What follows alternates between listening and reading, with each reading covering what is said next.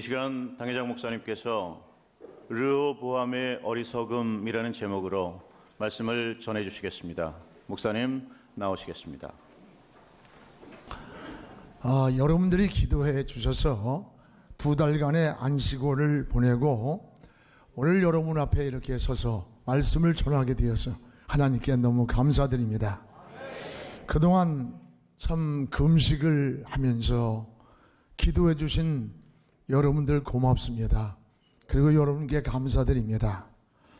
성도들이 너무 보고 싶어서 저도 예배 시간마다 생방송으로 오늘 이 예배 중계를 매주마다 드리면서 그리움을 대신했습니다.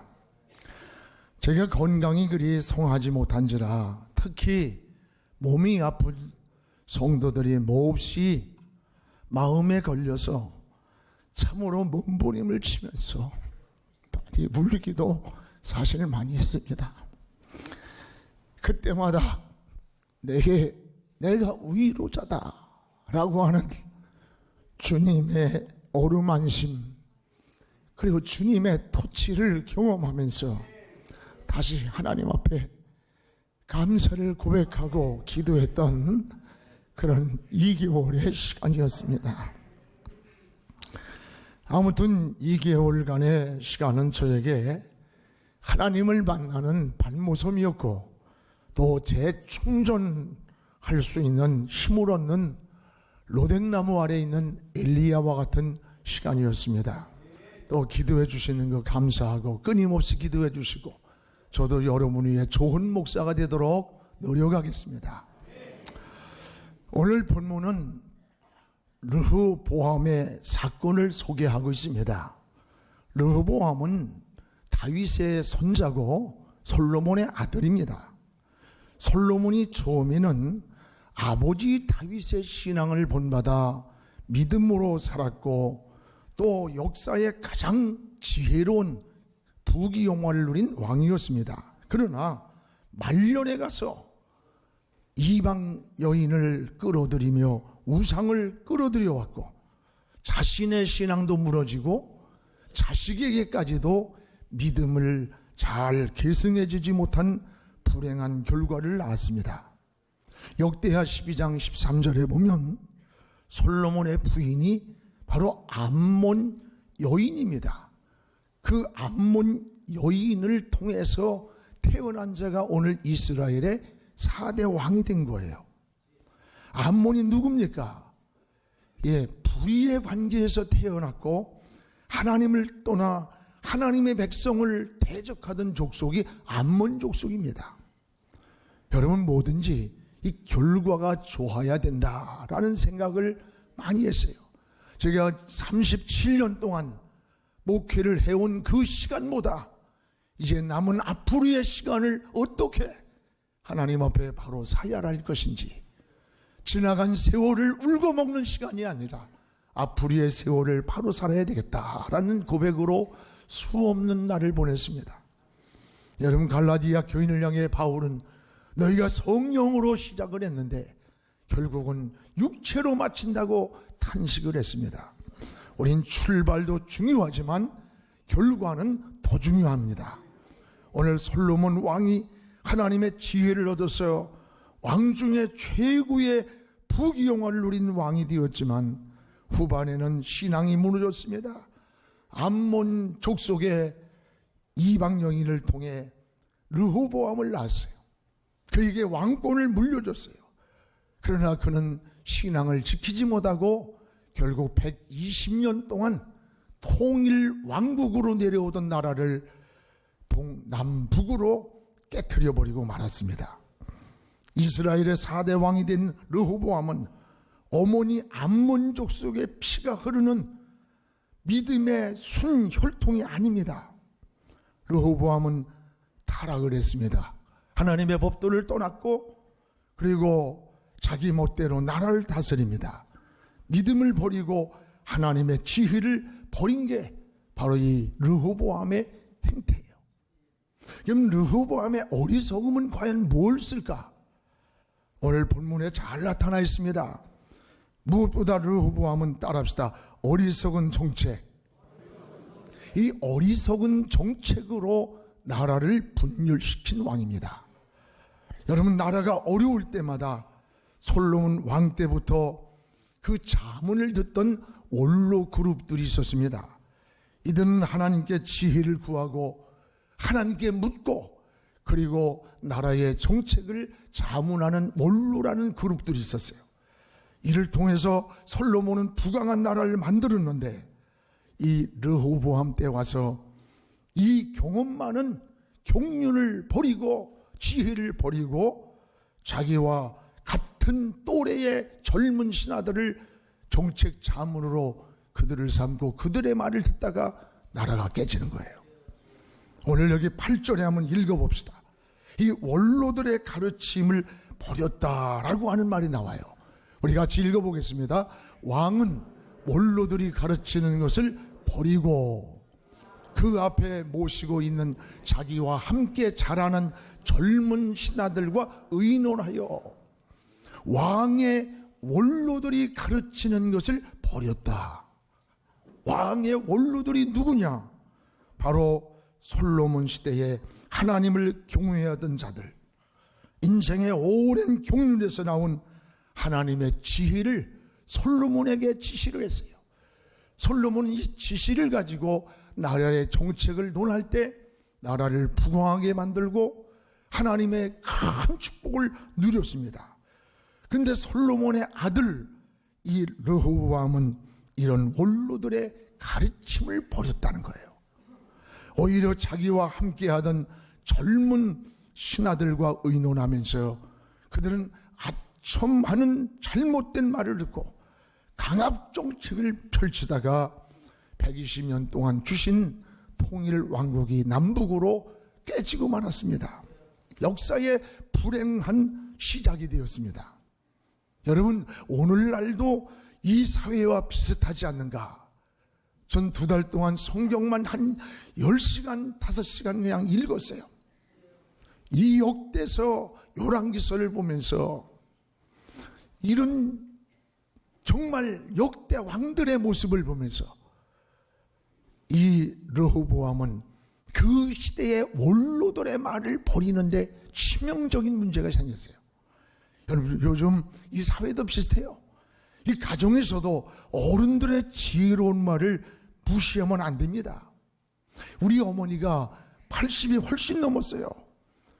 근데 세상 돌아가는 이야기를 하시면서 어느 때는 전화를 하시다가 내가 목사인데 하나님 말씀을 탁탁탁 이야기하면서 목사가 영적으로 말이야 밝아야 돼.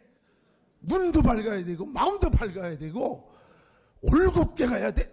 이러시면 내가 목사인데 막 화살처럼 박히고요. 가슴이 뜨끔할 때가 정말 많아요.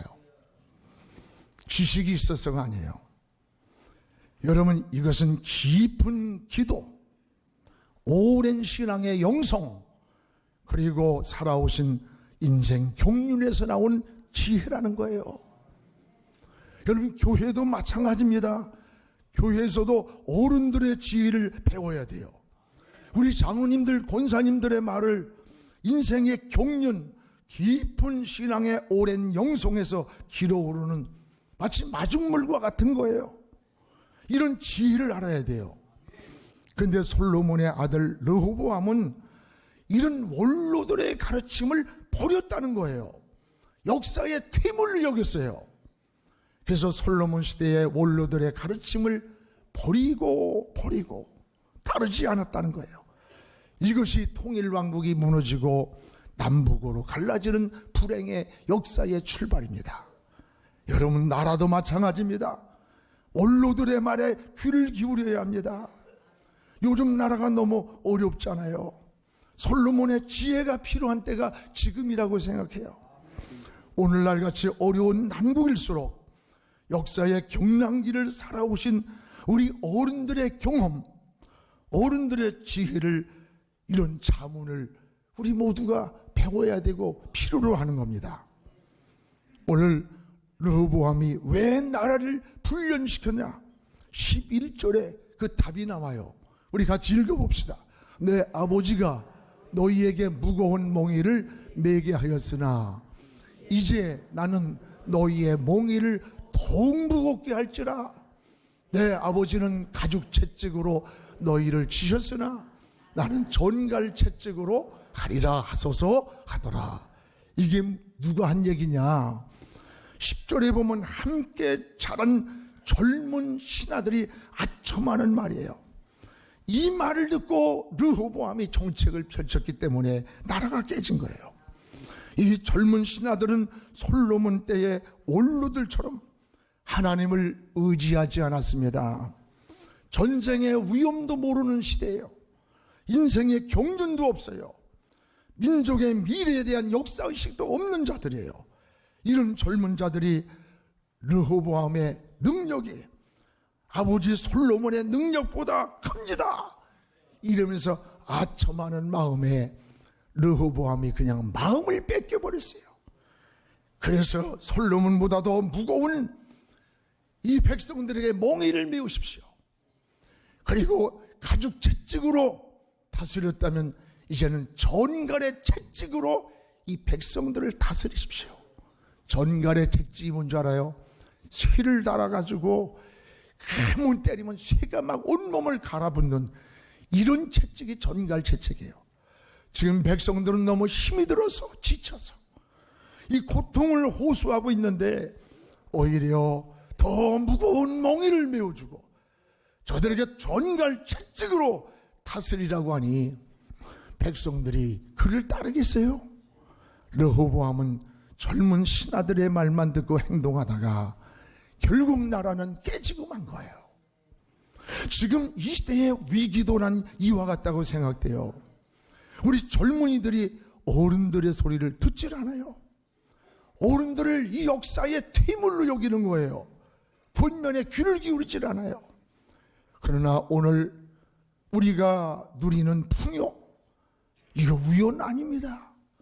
우리 어른 세대들이 허리띠를 졸라매고 일어놓은 피와 땀과 눈물 위에 세워진 역사라는 것을 잊지 말아야 돼요. 난 한국교회도 그래요. 목사들 세계도 어른 선배들을 말을 듣지 않고요, 아주 우습게 알아요. 뭐 자기들은 뭐 유학을 오고 뭐하고 다 이루어놓은 그 땀 위에 그냥 누리고 있으면서도 이거 은혜를 모르고, 어른 선배들의 설교는 비록 투박할 수 있어요. 오늘날 젊은이들 세대와 달리 그러나 그들 속에는 눈물이 있어요. 거기에는 기도의 옹이가 무릎에 박히도록 기도하던 기도의 무릎이 있었고, 주님의 피가 묻어있는 이 복음의 진수가 막 번뜩이는 게 우리 선배들의 그런 메시지예요. 오늘의 한국교회의 성장은 이런 기초 위에 오늘 이루어진 거예요. 그런데 젊은 세대들이 이런 경륜, 이런 지혜를 가볍게 여겨요. 오늘 르호보암 왕과 같이 우린 잘못된 선택을 하기가 쉽다는 거예요. 오늘 가정이나 교회나 사회, 국가도 모두가 이제 지혜를 모아야 할 때입니다. 젊은이들은 어른들의 소리를 경청할 줄 알아야 돼요. 여러분 또한 어른들은 젊은 세대를 격려해주고 미래의 비전을 말해주며 다음 세대로 키워주는 이런 의식이 우리 어른들에게도 필요하다는 것을 깨닫기를 축원합니다. 우리가 권위만 주장해서는 안 돼요. 또 하나, 르호보암의 불행은 따라합시다. 받은 축복. 이 받은 축복을 지키지를 못했습니다. 여러분, 조상으로부터 엄청난 축복을 받았어요. 그 할아버지 다윗이 가장 영토를 많이 넓혀놨고, 그 아버지 솔로몬이 부귀영화를 그보다 많이 누리는 왕이 없어요. 이 엄청난 축복을 받았는데 아들 대에 와서 그 주신 복을 누리지도 못하고 그걸 지키지도 못했어요.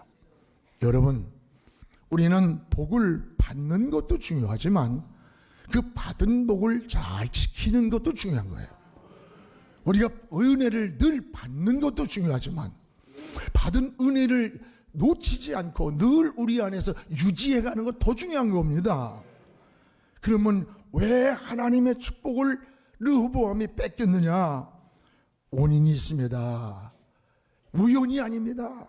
오늘 두 가지 원인을 성경은 보여줍니다. 하나는 여호와의 율법을 버렸다 그랬어요. 오늘 1절을 우리 같이 읽어보겠습니다. 1절 시작. 르호보암의 나라가 견고하고 세력이 강해짐에 그가 여호와의 율법을 버리니 온 이스라엘이 본받은지라. 르호보암의 나라가 견고해졌어요. 세력이 강해졌어요. 그러면 하나님은 더 의지하고 섬겨야 할 텐데 그렇지가 않아요. 그때에 그가 여호와의 율법을 버리고 이 버린 때가 언제요? 나라가 견고하고 세력이 강해질 때 오히려 하나님의 율법을 버렸어요. 여러분, 이 율법이 뭐예요? 하나님의 말씀을 버린 거예요. 하나님의 말씀을 버린 것은 하나님을 버린 것과 같은 거예요. 시편 73편 28절에 하나님께 가까이 함이 내게 복이라 했어요. 하나님을 가까이 하는 게 복이에요. 그런데 하나님을 버린 겁니다. 중요한 것은 언제 버렸느냐? 언제? 오늘 1절에 나라가 견고하고 세력이 강해짐에 주목하십시오. 언제 버렸습니까? 나라가 전쟁하고 힘들고 고난을 당할 때가 아니에요. 나라가 견고해졌을 때, 세력이 더 강해지고 있을 때 르호보암은 오히려 율법을 버렸다는 거예요. 하나님을 버렸다는 거예요. 우리가 여러분 하는 일들이 막 번성하면 예수 잘 믿고 막 기도하고 금식하고 처리하고 그럴 것 같죠. 그런데 사실은 그렇지가 않아요. 병들었을 때 잘 섬기던 사람들이 오히려 건강하고 나서 더 잘 믿을 것 같은데 기도 생활 나태하고 예배 시간 나타나고 무너져요. 가난할 때 내가 생활만 나지만 11조 온전히하고 헌신하고 봉사하고 뭐 어쩌고 소원도 하는데 사실요 소유가 많아지고 넉넉해지기 시작하면서부터 신앙은 나도 모르게 잠이 들어가고 형식이 되어가고 세속으로 넘어지는 게 더 많다는 거예요. 오늘 여러분 르호보암이 언제 하나님의 율법을 버렸어요? 견고하고 나라가 강해질 때 하나님을 버렸던 거예요. 르호보암이 그렇습니다. 나라가 견고할 때 강해지면 더 하나님을 의지해야 할 텐데 오히려 하나님을 버렸어요. 또한 축복을 빼앗긴 또 하나의 원인은 뭡니까? 2절에 나와 있어요. 여호와께 범죄하였기 때문이라. 범죄했다. 우리 2절을 같이 한번 읽어보겠습니다. 그들이 여호와께 범죄하였으므로 르호보암 왕 제5년에 애굽 왕 시삭이 예루살렘을 치러 올라왔다. 여호와께 범죄하였으므로. 여러분 나라가 부강하면 하나님을 잘 믿을 것 같은데 여호와의 율법을 버릴 뿐만 아니라 하나님 앞에 범죄하며 살았던 거예요. 그때에 애굽 왕 시삭이 예루살렘을 치러 올라왔던 거예요. 여러분 사람에게 범죄했다고 하지 아니하고 여호와께 범죄했다는, 하나님께 범죄했다는 거예요. 우리도 지금 사람 앞에는 죄인이 아닐지 모르나 하나님 앞에 범죄하는 인생길을 걸어가지 않습니까? 여러분 사람 앞에는 거룩해 보이고 경건해 보일 수 있지만 사람의 눈은 속일 수 있지만 오늘 하나님 앞에 은밀한 죄를 짓고 억울한 짓을 하고 가지 말아야 할 때 가고 하지 말아야 할 짓을 하면서 오늘 여호와 앞에 범죄의 길을 걸어가지 않습니까? 사랑하는 여러분, 르호보암은 여호와께 범죄할 때 그토록 평온하던 예루살렘을 하나님은 애굽 왕 시삭을 움직여가지고 전쟁을 일으켰던 거예요. 여러분 이 전쟁이 우연입니까? 아닙니다. 율법을 버리고 여호와께 범죄하던 그때에 애굽 왕 시삭이 쳐들어왔던 거예요. 성경에 나타난 사건은 원인 없는 결과가 없어요. 다 뭔가 원인이 있기 때문에 그 결과가 나타났다는 겁니다. 그러므로 성도는 문제를 만날 때 원망하거나 낙심해서는 안 돼요. 하나님 앞에 무릎을 꿇고 하나님 앞에 깊이 원인을 찾으면서 제단 뿔을 붙잡고 몸부림을 쳐야 돼요. 금식해서 안 되면 단식을 해서라도 하나님 앞에 이게 영에 속한 사람이요 믿음의 사람이요 하나님의 지혜라는 것을 깨닫기를 주의 이름으로 축원합니다. 또 하나, 이 르호보암은 신앙의 뿌리가 병들었습니다. 따라서 신앙의 뿌리. 이 신앙의 뿌리가 근본적으로 병든 사람이에요. 여러분, 좋은 신앙을 물려받지를 못했습니다. 13절 하반절을 우리 같이 보겠습니다. 13절 하반절 시작. 르호보암의 어머니의 이름은 누구요? 나아마요.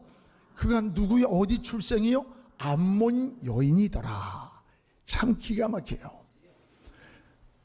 그가 나아마란 그 어머니의 출생지가 암몬이 암몬 여인이더라.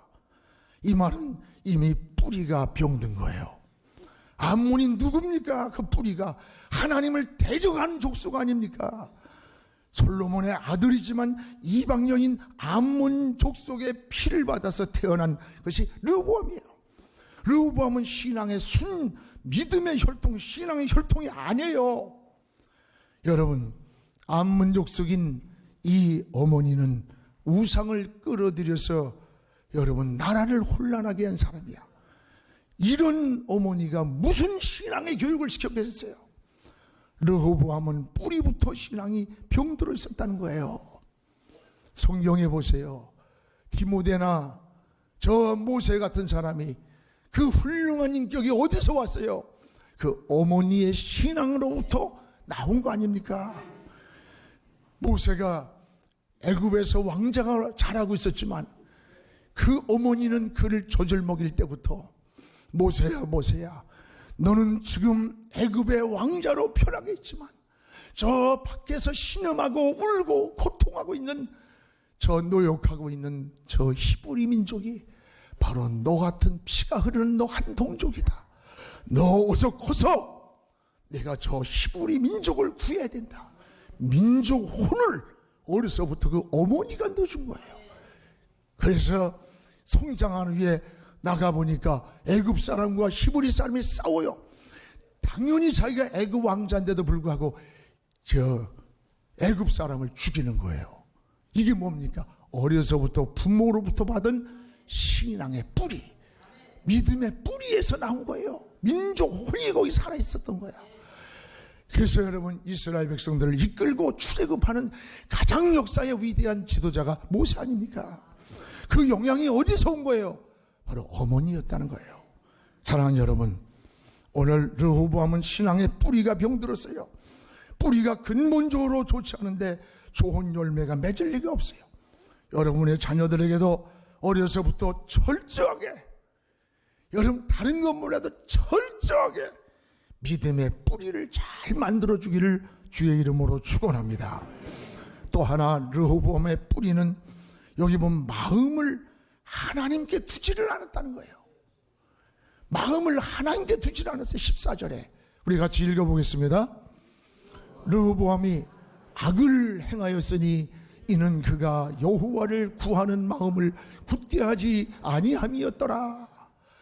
르호보암이 악을 행하였으니 악한 것을 왜 그랬느냐? 그가 여호와를 구하는 마음을 굳게 하지 아니했다. 여호와를 구하는 마음이 뭐예요? 기도 아닙니까? 여러분, 마음을 굳게 하지 않았다는 말은 하나님을 의지하지 않았다는 거예요. 근본적으로 마음이 병든 거예요. 사람에게 가장 중요한 게 뭐예요? 마음이에요. 여러분, 마음이 건강해야 돼요. 마음은 생각을 지배하고 생각은 우리 행동을 지배합니다. 우리 행동에 나타나는 모든 결과는 그 뿌리가 이미 마음에서부터 이 뿌리가 나타난 거예요. 그래서 다윗이 범죄했을 때 뭐라고 기도합니까? 하나님, 내가 눈이 범죄했습니다. 손이 범죄했습니다. 발이, 이렇게 기도하지 않았어요. 눈을 고쳐주세요. 범죄한 손발을 고쳐주세요 하지 않고 내 마음이 하나님 앞에 범죄했습니다. 내 마음에, 내 속에 청한 마음을 창조해 주시고 내 안에 정직한 영을 달라고 있다세요. 마음을 고쳐달라는 거예요. 마음이 뿌리이기 때문입니다. 마음은 하나님을 모시고 성령을 모시고 주님을 모신 성전이라고 그랬어요. 근데 르호보암은 마음을 하나님께 두지 않았어요. 즉 하나님을 떠났다는 말입니다.